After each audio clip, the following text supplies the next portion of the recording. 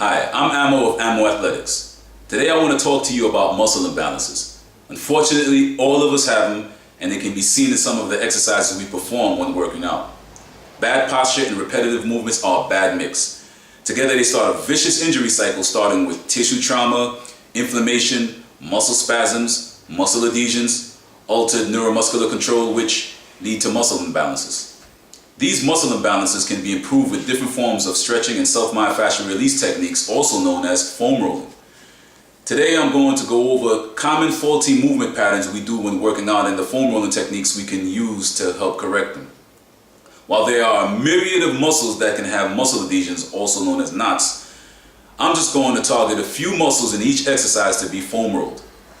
Pay close attention to how personal trainer Paul Benoit performs these techniques, as you would perform them the same way unless you're instructed to do a modified version. If you don't get it the first time, just review this video till you get it. Let's start off with the squat.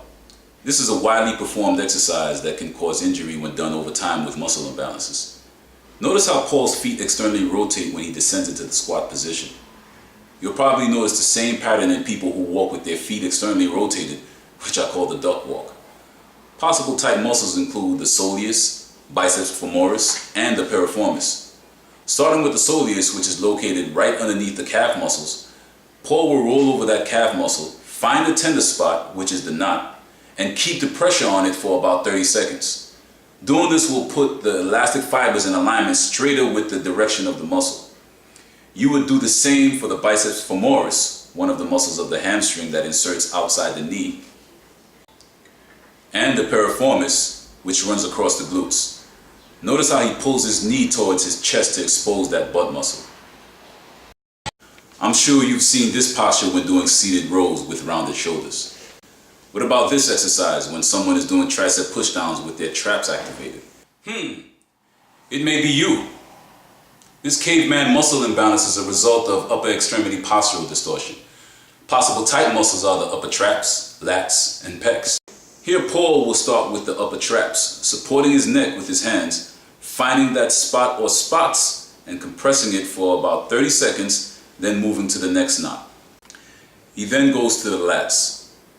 Notice how his thumb is facing the ceiling and the foam roll is underneath the area of his armpit.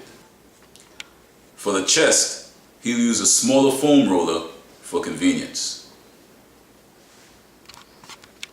Now, if you ever tried step-ups, you've probably noticed your knee or someone else's cave in when stepping down. You may have seen it cave in during a squat. A possible tight muscle would be the adductor or inner thigh muscles. Paul here demonstrates how to do it.